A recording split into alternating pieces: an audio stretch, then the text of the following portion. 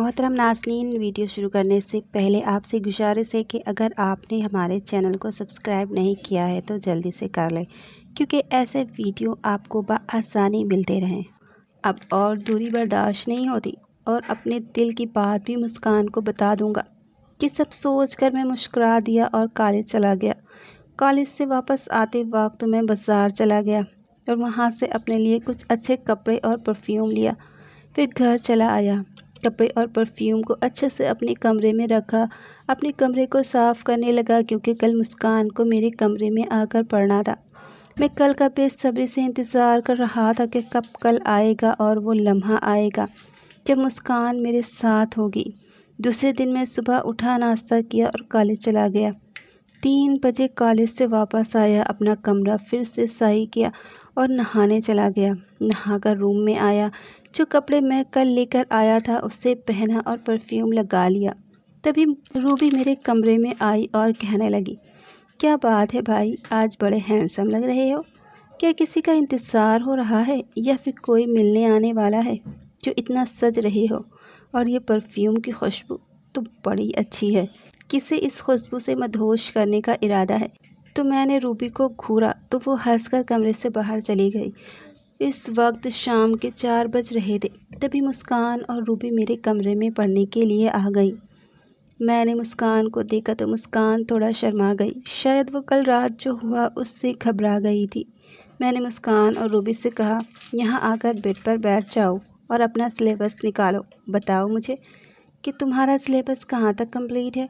Ruby ने कहा कि भाई, हमारा सिलेबस पूरा कंप्लीट है, हम बस रिवीज़न कर रहे थे, हमारे इम्तिहानात को सिर्फ 15 दिन बचे हैं।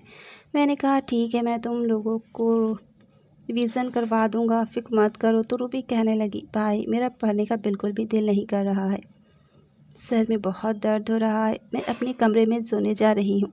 आज आप मुस्कान को ही पढ़ा दीजिए। और वो कमरे से चली गई। मैंने दिल में कहा, ये तो बहुत अच्छी बात है, अब तो मुझे मुस्कान के साथ अकेले रहने का मौका मिलेगा। रूबी की बात सुनकर मुस्कान पहले तो थोड़ा घबरा गई, लेकिन फिर अपने आप को संभाल लिया और मुझसे कुछ सवाल पूछने लगी। मैं थोड़ा सा मुस्कान के पास गया और उसको उसके सवालों के जवाब बताने लगा। इसी तरह जब मुस्कान मुझसे सवाल पूछती तो मैं उसे जवाब बताने के लिए थोड़ा और उसके करीब चला जाता। मुस्कान शायद मेरे इरादे समझ चुकी थी कि मैं क्या कर रहा हूँ।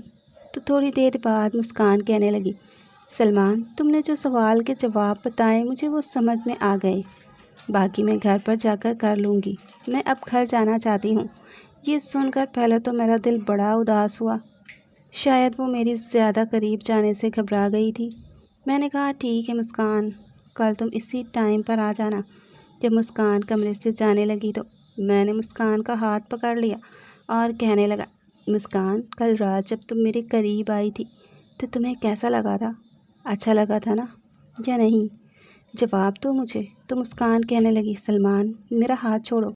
तो मैंने मुस्कान का हाथ अपनी तरफ खींचा और दीवार से उसको लगा दिया और मुस्कान के बिल्कुल सामने आकर खड़ा हो गया और अपने दोनों हाथ दीवार पर लगा लिए और कहने लगा, जब तक तुम मुझे नहीं बताओगी मैं तुम्हें जाने नहीं दूंगा।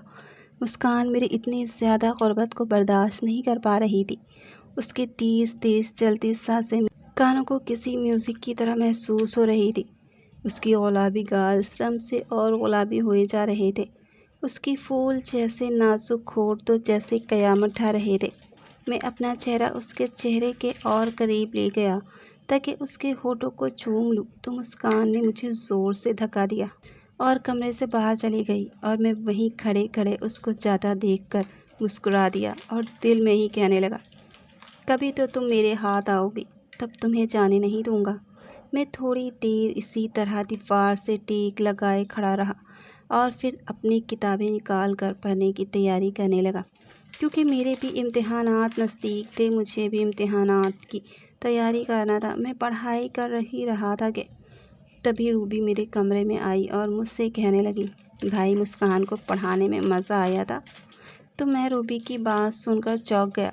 तो रूबी कहने लगी, भाई, मैं आपको और मुस्कान को जानबूझकर अकेला छोड़कर गई थी ताकि आप दोनों अकेले कुछ टाइम बिता सको। क्या हुआ भाई आपके और मुस्कान के बीच? तो मैंने कहा रूबी, तुम्हारा बहुत बहुत शुक्रिया, तुम तो मेरी सबसे अच्छी बहन हो। तो रूबी कहने लगी, बताए ना भाई, कुछ हुआ? मैंने कहा नहीं, अभी तो कुछ भी नहीं, वो तो मेरे पास आते ही भाग गई। तो रूबी कहने लगी, भाई मुस्कान थोड़ा शर्माती है लेकिन जल्द ही मान जाएगी क्योंकि वो भी आपको पसंद करती है। ये बात सुनकर तो मैं बहुत खुश हो गया। थोड़ी देर के बाद रूबी अपने कमरे में चली गई और मैं भी सोने की तैयारी करने लगा।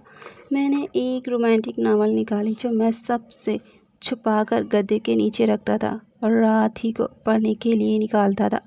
मैंने नावल पढ़ी और नावल पढ़ने के बाद उसे मुस्कान की किताबों के बीच रख दिया, जो मुस्कान जल्दबाजी में छोड़कर चली गई थी। मैं ये सोचकर सो गया कि कल मुस्कान को ये नावल पढ़ने के लिए दूंगा।